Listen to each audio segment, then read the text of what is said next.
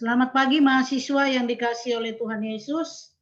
Saat ini kita akan belajar mata kuliah penelaahan Alkitab di sekolah dan di jemaat. Bab yang keempat yaitu dengan judul manfaat penelaahan Alkitab. Nah, kita akan belajar apa yang menjadi manfaat kita menelaah Alkitab. Ya, kita tahu bahwa Alkitab itu adalah firman Tuhan, itu adalah buku dari segala buku dan mujizat terbesar dalam sejarah umat manusia. Ya, manfaat yang bisa kita dapatkan kalau kita mempelajarinya ya sungguh tidak terhingga karena memiliki manfaat yang luar biasa.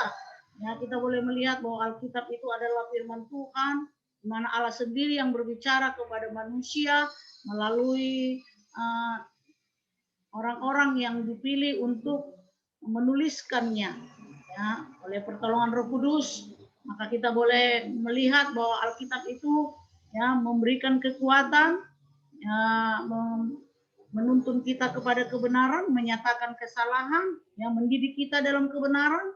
Jadi firman Tuhan itu atau Alkitab itu adalah buku yang luar biasa, mujizat terbesar dalam sejarah umat manusia. Jadi Alkitab adalah otoritas tertinggi dan sumber kebenaran yang sejati. Jadi kita akan belajar apa manfaat dari mempelajari Alkitab, ya.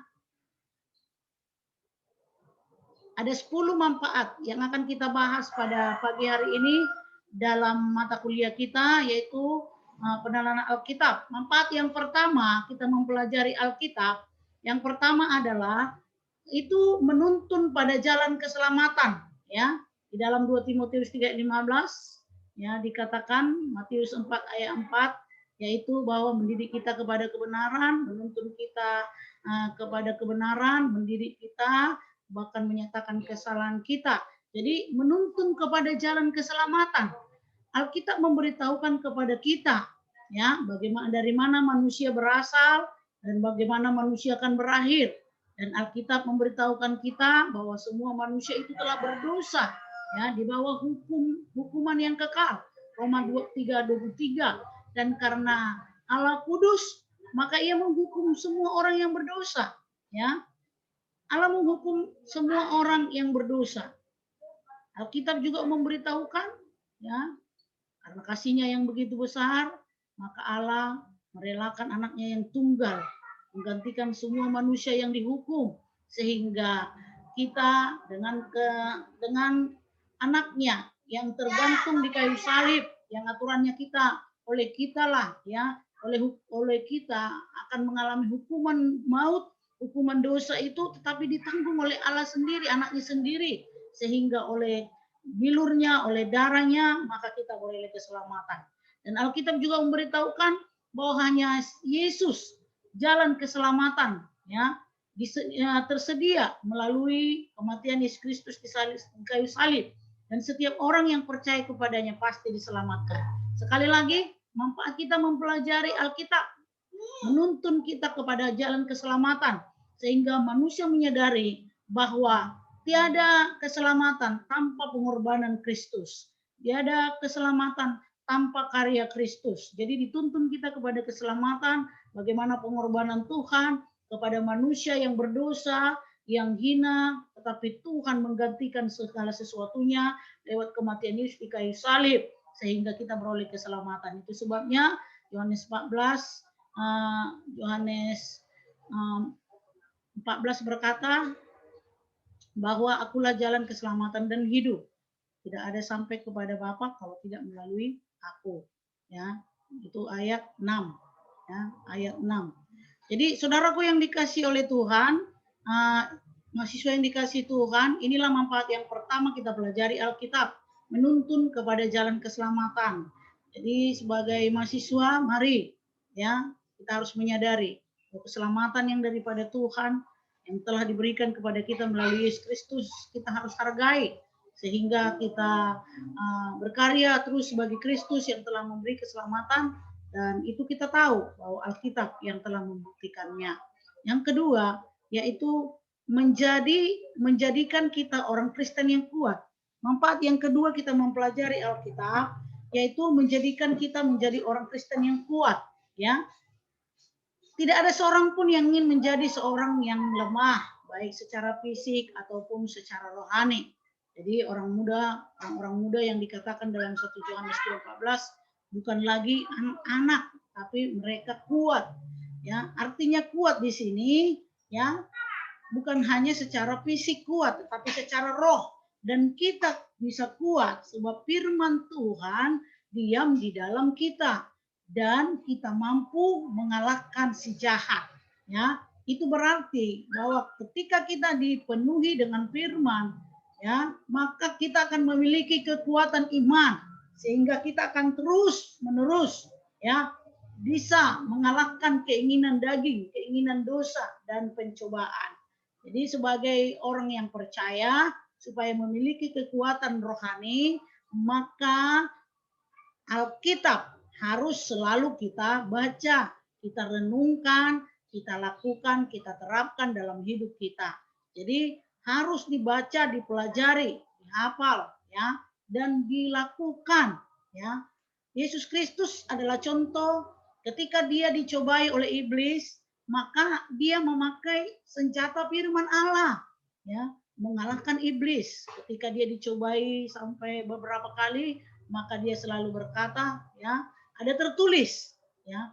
Itu berarti bahwa dia tahu bahwa firman itu berkuasa ya. Firman itu berkuasa dan itu mampu mengalahkan iblis. Dan itu sebabnya sebagai orang Kristen maka kita harus menjadikan Alkitab itu ya menjadi kekuatan bagi kita dengan kita membacanya, mempelajarinya, merenungkannya, menghafal dan mengamalkan firman Tuhan. Ya, berbeda dengan Hawa. Ini adalah contoh yang buruk bagi orang yang tidak banyak memahami firman. Itu akibatnya dia mengurangi dan menambahi apa yang firman Tuhan ya katakan ya. Jangan makan buah itu, nanti kamu sama, nanti kamu akan berdosa ya.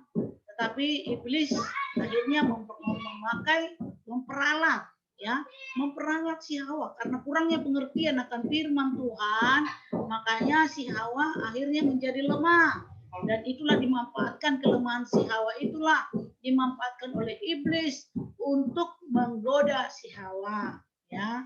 Malah kamu akan sama seperti Allah, tahu yang baik dan yang buruk ya. Itu sebabnya sebagai orang percaya kita harus membaca Alkitab setiap hari. Ini adalah salah satu hak istimewa kita, bahwa kita akan bertumbuh, kita akan kuat, kita akan teguh ya, melawan siasat si iblis, melawan keinginan-keinginan daging dengan kita selalu membaca firman Tuhan. Jadi sama seperti kehidupan jasmani memerlukan makanan, demikian juga kehidupan rohani juga memerlukan makanan. Ya, Alkitab mengatakan ya, gizi rohani Alkitab merupakan gizi rohani yang harus dimakan. Ya, Alkitab disebut air susu, Alkitab juga digambarkan sebagai roti kehidupan. Alkitab juga dikatakan makanan keras dan madu. Kenapa dikatakan makanan keras? Karena memang Alkitab itu terkadang menegur, ya, seperti bagaikan pedang bermata dua, tajam, ya, seakan mengiris sampai ke ulu hati. Tetapi sekalipun seperti itu, tetapi Alkitab, ya, ketika kita melakukannya, mengerjakannya, maka akan mendatangkan kebaikan. Dan seperti madu katanya, memang manis, ya, manis. Ketika kita bisa merasakan madu, demikianlah manisnya Alkitab itu dalam setiap hidup kita ketika kita mau melakukannya. Itu sebabnya sebagai orang yang percaya, kita harus mengakui bahwa manfaat kita mempelajari Alkitab. Yang kedua, kita akan menjadi orang Kristen yang kuat. Yang ketiga, manfaat yang ketiga untuk mempelajari Alkitab, meyakinkan kita akan keselamatan yang sudah kita terima. Ya, meyakinkan kita, ada keyakinan yang pasti akan keselamatan. Ya, keselamatan itu adalah satu hal yang sangat indah.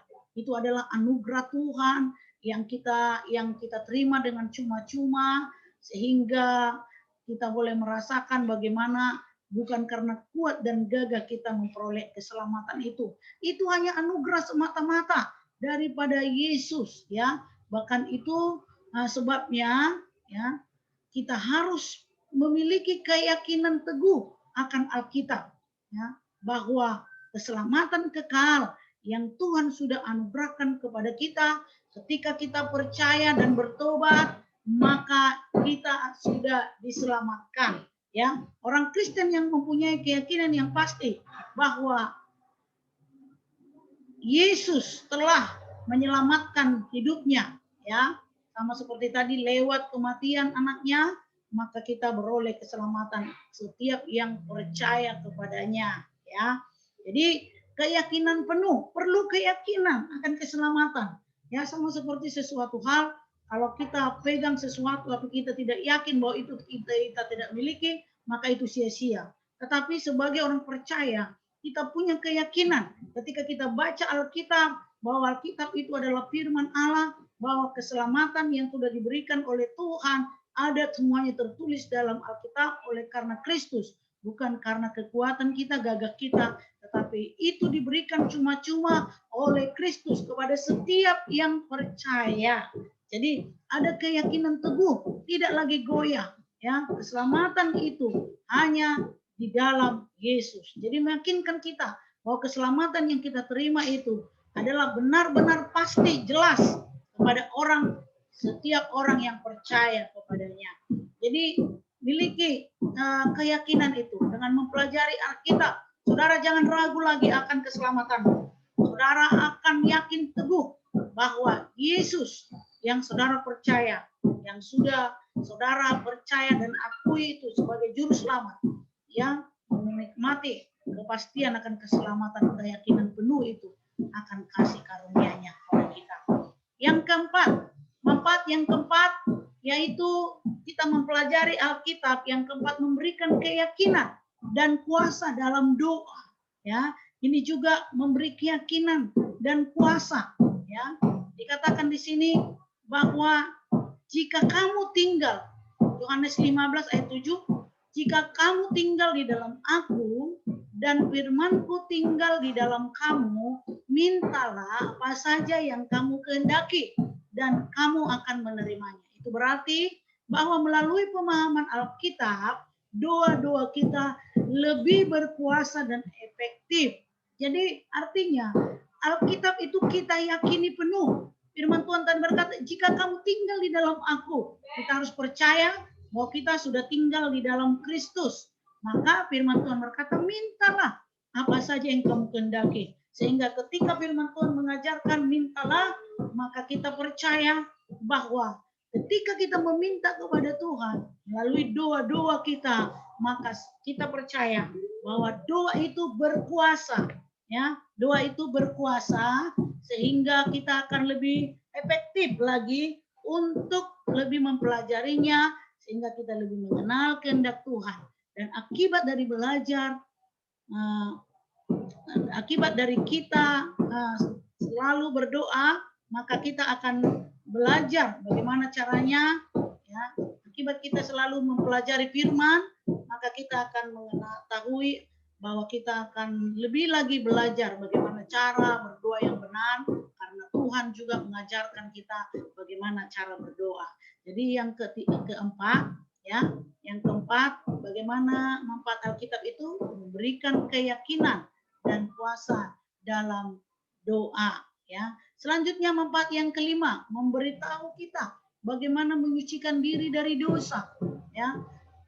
Saudaraku, mahasiswa yang dikasihi Tuhan, bagaimana kita tahu dosa-dosa kita diampuni? Kitab sudah mengajarkan kepada kita dengan mengatakan jika kamu mengaku dosa, ya, maka Ia setia dan adil sehingga Ia akan mengampuni segala dosa dan menyucikan kita dari segala kejahatan. Firman Tuhan mempunyai daya menyucikan atau menguduskan orang percaya.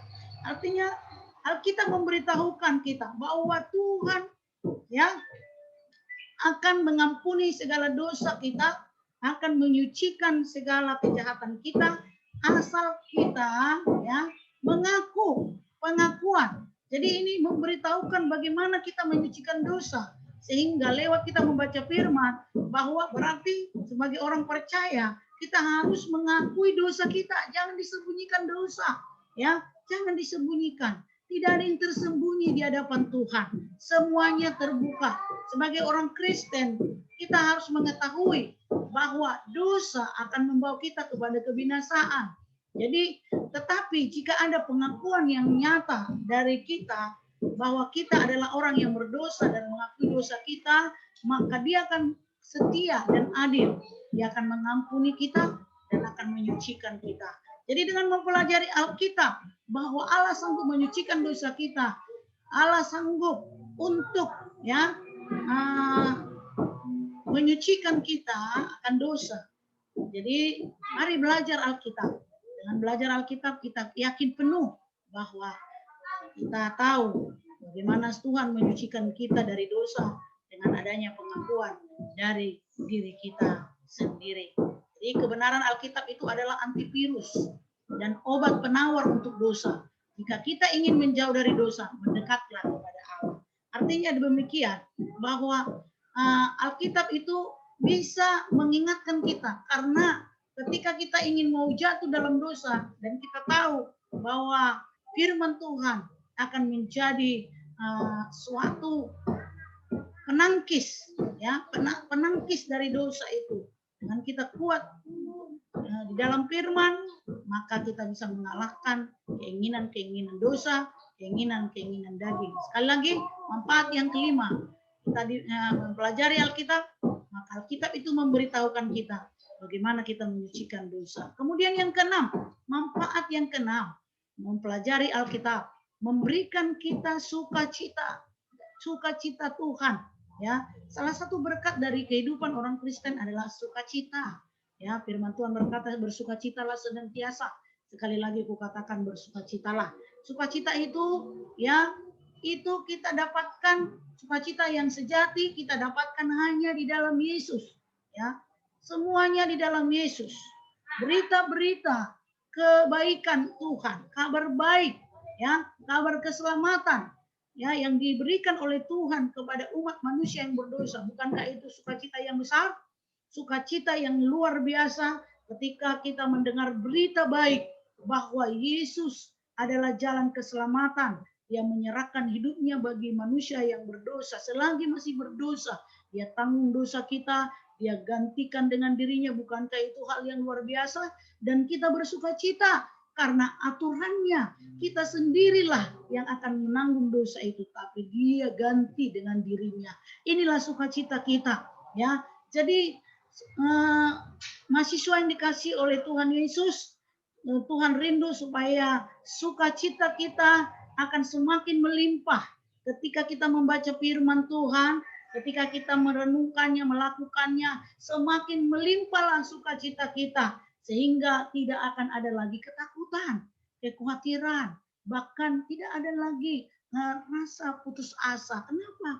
Karena firman Tuhan memberikan kekuatan, firman Tuhan memberikan pengharapan, firman Tuhan memberi keteguhan. Jadi sukacita bisa akan menjadi satu kehidupan bagi orang yang percaya kalau kita tetap melakukan kehendak Allah. Mazmur 19 ayat 8 sampai 9 berkata, Taurat itu sempurna, menyegarkan jiwa.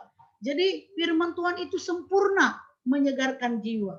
Peraturan Tuhan itu teguh, ya, memberi hikmat kepada orang yang tidak berpengalaman, ya. Sekalipun memang peraturan itu terkadang tidak mengenakan, tetapi itu akan memberikan kita kekuatan ketika kita mau melakukannya.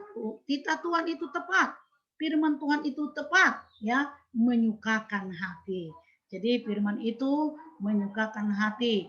Perintah Tuhan itu murni, membuat mata bercahaya.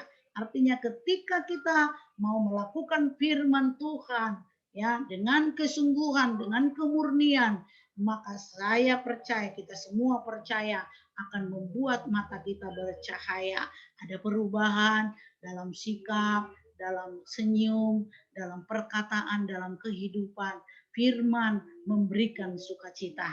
Itu sebabnya sukacitaku akan penuh ketika kita mau menjadi pelaku firman Tuhan. Jadi sekali lagi, manfaat yang keenam, kita mempelajari Alkitab, kita diberikan sukacita oleh Tuhan. Ada sukacita. Selanjutnya, manfaat yang ketujuh, menimbulkan damai sejahtera, ya. Damai sejahtera, ya. Salah satu bukti rohani dari kehidupan Kristen ialah damai dalam kekhawatiran dan kecemasan. Artinya di sini bukti kita hidup dalam kekristenan berarti ada damai. Damai yang tidak dimiliki oleh dunia, tetapi dimiliki oleh orang yang percaya. Damai yang di dalam dunia tidak sama dengan damai yang diberikan oleh Allah sendiri. Itu sebabnya sebagai orang yang percaya, bukti kita sebagai orang Kristen miliki damai sejahtera. Ketika kita selalu membaca Alkitab, merenungkan dan melakukannya, maka akan timbul damai sejahtera, ya. Karena Anda telah menerima Kristus sebagai Tuhan dan Juru Selamat, maka kita memiliki hak untuk berharap bahwa kita ini adalah orang-orang yang berbeda, ya. Berbeda. Bila Roh Kudus datang dan tinggal dalam kehidupan orang percaya, maka orang itu akan menjadi orang yang berbeda. Perbedaan itu akan terlihat, ya, terutama pada emosi-emosi orang itu ditandai oleh damai sejahtera walaupun menghadapi kesukaran-kesukaran. Makanya miliki damai, ya. Kalau temanmu berseloroh, ya, jangan terus diambil hati, ya. Sebagai teman-teman, ya, sebagai mahasiswa, jangan terus diambil hati, harus saling mengenal, ya. Apalagi sudah semester 7, harus saling mengenal. Hanya karena seluruh sedikit sampai orang tua datang ke kampus, ya, sampai masalah sampai ke dosen, itu ibu tidak suka seperti itu.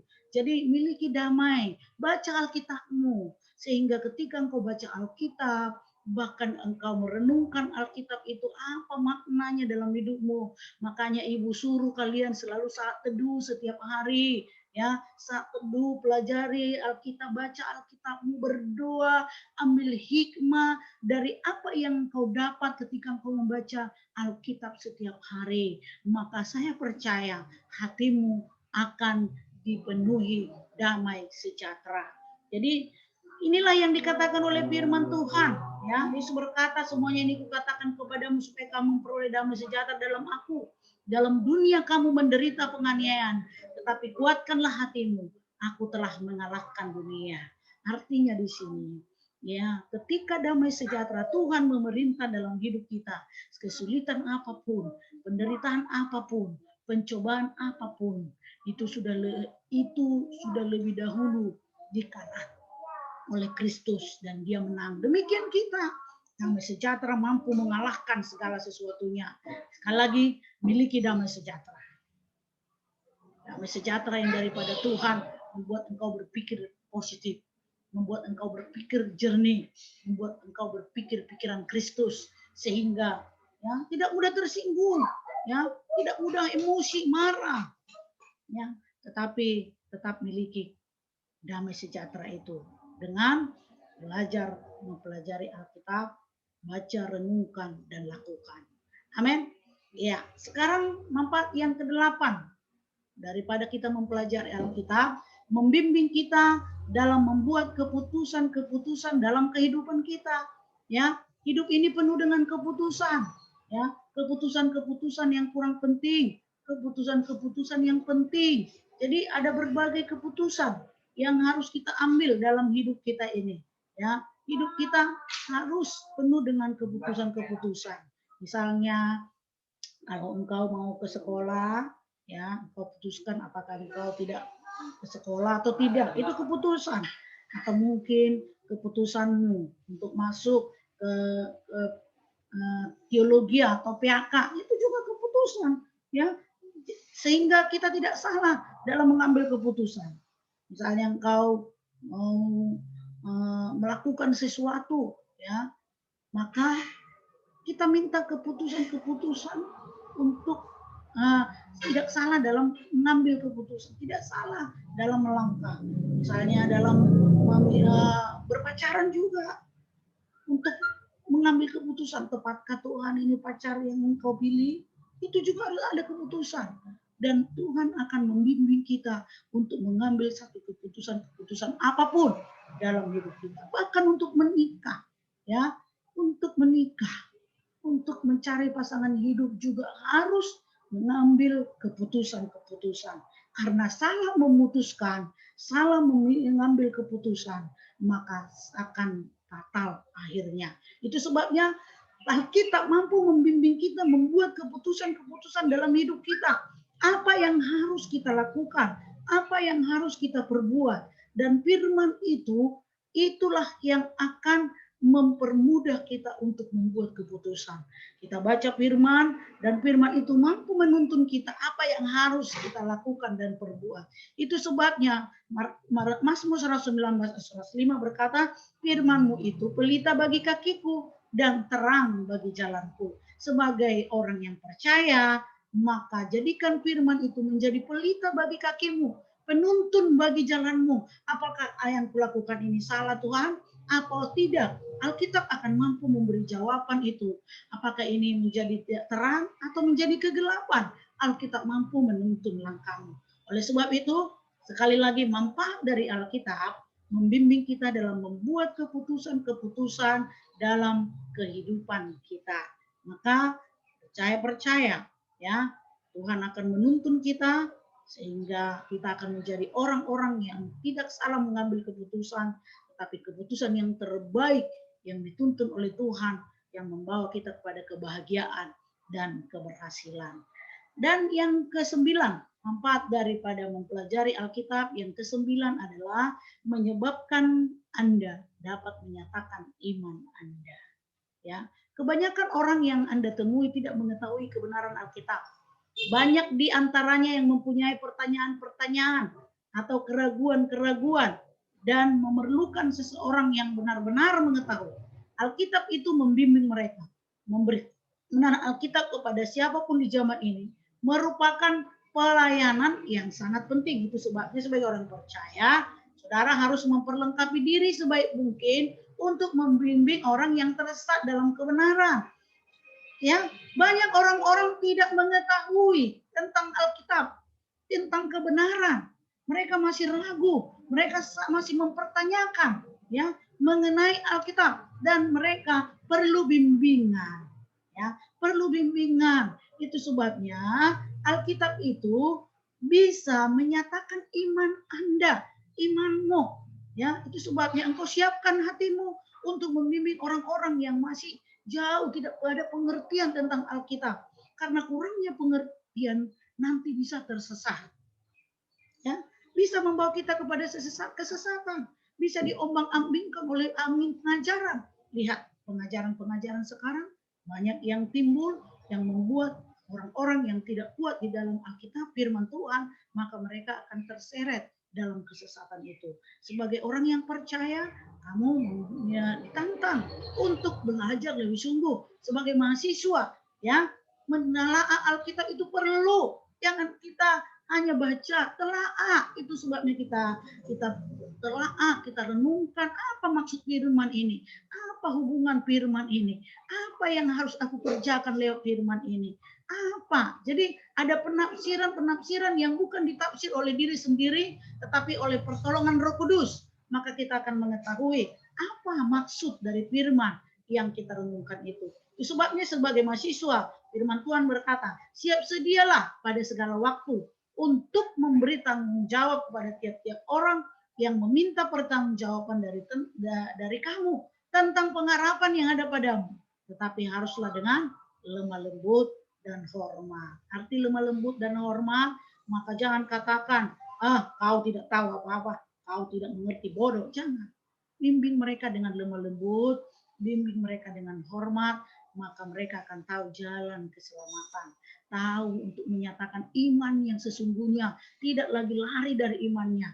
Imannya tidak goyah, tetapi punya kekuatan yang kokoh. Karena apa? Lewat kita belajar Alkitab, maka kita mampu menyatakan iman kita bahwa Yesuslah kekuatanku, Yesuslah keselamatanku.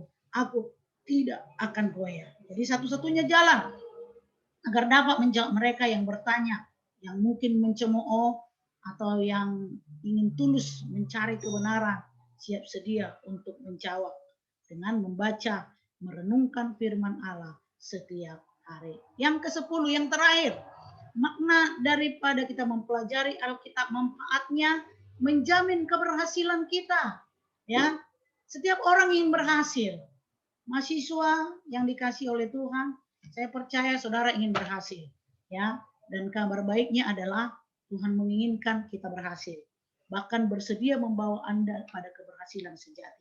Itu bukan berarti soal popularitas, bukan berarti saudara akan terkenal, ya, kaya dan termasyhur, ya. Saudara bisa memilikinya tanpa keberhasilan, ya. Ini soal menjadi seorang yang dikehendaki Tuhan dalam melakukan tujuan-tujuan Tuhan di dunia ini. Ini yang terpenting. Bukan berarti karena nanti terkenal, ya, termasyhur, kaya. Bukan itu yang terpenting. Tetapi menjadi orang yang dikehendaki Tuhan untuk melakukan tujuan-tujuan Tuhan dalam dunia ini. Ya. Sebabnya Yosua 1 ayat 8 berkata, janganlah engkau lupa memperkatakan Taurat ini. Janganlah engkau lupa memperkatakan, membaca, merenungkan, melakukan. Tetapi renungkanlah itu siang dan malam, supaya engkau bertindak hati-hati. Dengan kita merenungkan firman itu siang dan malam, maka kita akan dapat bertindak hati-hati sesuai dengan segala yang tertulis di dalamnya. Artinya bertindak hati-hati, maka dengan firman-lah kita berjalan. Apa yang dikatakan firman, ketika dia katakan salah, itu salah. Ketika dikatakan jangan, ya, lakukan sesuai dengan apa yang tertulis di dalamnya. Sebab demikian janji firman Tuhan, ketika engkau melakukan sesuai dengan apa yang tertulis di dalamnya, sebab demikian perjalananmu akan berhasil dan engkau akan beruntung. Amin. Ya, perjalananmu akan berhasil dan beruntung. Dengan merenungkan firman tiap hari, seseorang dapat mencapai keberhasilannya yang diinginkannya. Hal itu benar-benar terjadi dalam hidup Yosua, ya. Hal itu benar-benar terjadi dalam hidup Yosua. Lihat, perjalanan Yosua berhasil sampai kepada masa tuanya. Dia berkata, aku dan seisi rumahku, kami akan beribadah kepada Tuhan. Artinya, dia memiliki iman yang kokoh, tidak goyah di tengah bangsa Israel. Di tengah bangsa Israel yang condong kepada dewa-dewa Baal. Tetapi dia memiliki tetap keputusan, prinsip. Aku dan seisi rumahku akan beribadah kepada Tuhan. Karena apa? Dia sudah menyadari keberhasilan yang dimilikinya hanya karena dia melakukan firman Tuhan.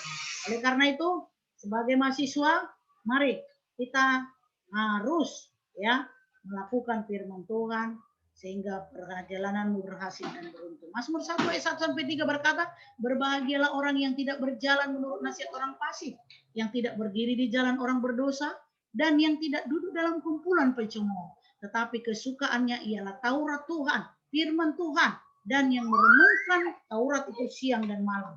Jika kita kesukaannya firman, merenungkan firman, maka ia akan seperti pohon yang di tepi aliran air yang menghasilkan buah pada musimnya dan yang tidak layu daunnya, apa saja yang diperbuatnya berhasil. Amin. Itu sebabnya saya percaya ada 10 manfaat tadi yang sudah kita pelajari dari firman Tuhan, maka biarlah melalui kita mengerti manfaat dari firman Tuhan, maka kita akan ada keserinduan, ada keinginan untuk menelaah Alkitab, ya, untuk menelaah Alkitab, di mana manfaat yang pertama menuntun kepada jalan keselamatan, menjadikan kita orang yang kuat, ya, meyakinkan kita akan keselamatan, ya, yang sudah kita terima. Selanjutnya memberikan keyakinan dan kuasa dalam doa. Yang kelima, memberitahu kita bagaimana menyucikan diri dari dosa, memberikan sukacita, menimbulkan damai sejahtera, membimbing kita dalam membuat keputusan-keputusan dalam kehidupan kita, menyebabkan kita dapat menyatakan iman, bahkan menjamin keberhasilan kita. Puji Tuhan, inilah manfaat daripada mempelajari Alkitab. Oleh sebab itu sebagai mahasiswa jangan malas menelaah Alkitab, dan saudara menelaah bukan dengan kekuatan saudara, tetapi saudara akan meminta tuntunan Roh Kudus, sehingga dengan bimbingan Roh Kudus saudara akan mengerti apa maksud firman Allah yang saudara telaah itu, ya. Jadi inilah yang dikatakan oleh firman Tuhan, dan kita akan belajar sebentar lagi langkah dalam mempelajari Alkitab secara sistematis. Langkah yang pertama, berdoalah mohon pimpinan Roh Kudus, ya. Kita harus berdoa. Alkitab adalah buku Roh Kudus. Jangan pernah mempelajari Alkitab tanpa meminta pimpinan Roh Kudus. Sekali lagi, untuk mempelajari Alkitab, berdoa, minta tuntunan Roh Kudus. Roh Kudus akan memimpin kita apa yang harus kita kerjakan dan lakukan, dan biarlah kita melakukannya dengan pimpinan Roh Kudus, pertolongan Roh Kudus. Yang kedua, tentukan topik, tema, apa yang akan kita pelajari. Banyak hal penting yang harus dipelajari dalam kitab. Orang Kristen pemula sebaiknya seharusnya mempelajari dasar-dasar doktrin kekristenan. Tema, apa topik dari yang akan kita pelajari, ya. Karena lewat topik itulah maka kita akan dituntun kepada apa yang harus kita kerjakan, ya. Selanjutnya misalnya Allah, Tuhan, dosa, keselamatan, pertumbuhan, kedewasaan, keuangan, keluarga, kejujuran, gereja, dan akhir zaman. Ya, misalnya kita dituntun kepada topik kita keselamatan, maka kita baca tentang keselamatan, maka kita renungkan ayat keselamatan itu, maka dia akan menuntun kita kepada keselamatan. Apa yang harus kita kerjakan untuk menghargai keselamatan yang Tuhan beri? Mungkin ada sesuatu hal yang Tuhan mau inginkan yang akan saudara kerjakan di dalam keselamatan. Ya, itu contohnya. Yang ketiga,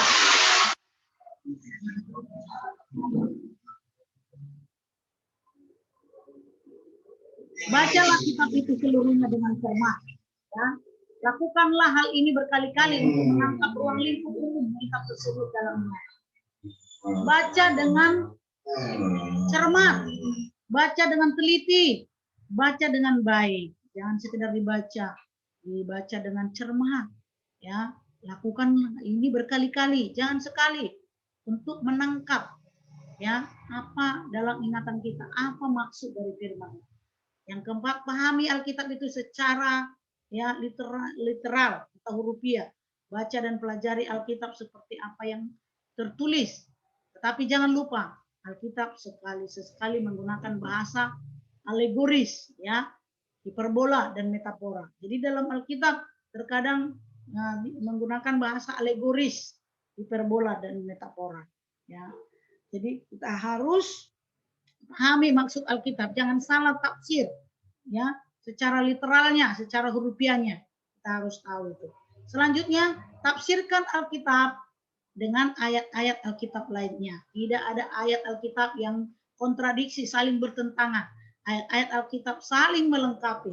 Jadi bisa ditafsirkan Alkitab dengan ayat-ayat yang lainnya sehingga menjadi semakin kuat, ya, semakin kuat. Ya, tidak ada ayat Alkitab yang saling bertentangan. Ya, semuanya saling menyatu. Tetapi tentukan, ya, artinya secara literatur, ya, seperti tadi literatur, ya. Secara literatur ini tadi dikatakan hurufiah, ya. Kemudian tafsirkan dengan Alkitab yang tidak Alkitab yang berhubungan gitu, ya. Pahamilah, kemudian selanjutnya pahamilah suatu ayat firman Tuhan menurut konteksnya. Konteks adalah penafsir, ya. Guru yang lebih baik daripada komentator atau pembimbing manapun. Jadi pahami suatu ayat firman Tuhan menurut konteksnya, ya, menurut konteksnya. Jadi guru yang lebih baik dari komentator, artinya guru harus lebih memahami, ya, daripada komentator. Apapun di komen kita bisa jawab, ya. Kemudian pahamilah Alkitab menurut latar belakangnya. Latar belakang ialah tujuan ia menulis, data sejarah, data geografis, dan data budaya yang menyangkut ayat tersebut. Jadi inilah yang bisa kita pelajari hari ini, yaitu langkah dalam mempelajari Alkitab secara sistematis, ya, secara sistematis. Baik, Ibu akan kasih tugas. Ya, Ibu akan kasih tugas buat saudara, itu dari langkah dalam mempelajari Alkitab secara sistematis. Ya, langkah mempelajari Alkitab secara sistematis. Buat salah satu topiknya, ya, buat salah satu topiknya, maka kemudian misalnya tentang Allah, tentang dosa, ya, itu saudara bisa bebas memilih. Ya, ini pribadi, buat tentukan topiknya, bagian B, ya, misalnya entah pertumbuhan, entah kedewasaan, keuangan, ya, dan lain-lain. Kemudian baca seluruhnya dengan cermat, ya, kemudian lakukan berkali-kali, kemudian pahami secara literal atau hurufiah, ya, dengan, ya, Alkitab sesekali menggunakan bahasa alegoris, hiperbola, dan metafora. Perhatikan, adakah alegoris di sana, adakah hiperbola di sana, atau metafora? Ya. Selanjutnya, tafsirkan Alkitab dengan ayat-ayat Alkitab lainnya. Tidak, kalau saudara membaca misalnya dari satu ayat, lalu tafsirkan dengan Alkitab lainnya yang tidak bertentangan, ya, yang tidak bertentangan. Kemudian pahami suatu ayat firman Tuhan menurut konteksnya, ya. Pahami, kemudian lihat latar belakangnya, tujuan menulis, sejarahnya, data geografisnya, data budaya yang menyangkut ayat tersebut. Ya, itu harus ada semuanya. Jadi ini tugas pribadi. Ini dibuat, ditulis, diketik, ya, diketik. Kemudian nanti diserahkan kepada ibu, mungkin dibawa ke kampus, ya, nanti si Apelin yang akan mengumpulkan tugas ini. Jadi demikianlah untuk mata kuliah kita hari ini. Biarlah Tuhan Yesus memberkati, dan semoga lewat pelajaran kita hari ini kita diberkati. Siap-siap untuk moderator untuk mata kuliah yang ke bab 4 ini, ya. Saya serahkan kepada Octavianus, ya, Octavianus yang akan moderator untuk bab 4 yang akan memberi pertanggungjawaban minggu depan apa yang sudah kita pelajari hari ini. Terima kasih, Shalom. Tuhan Yesus memberkati.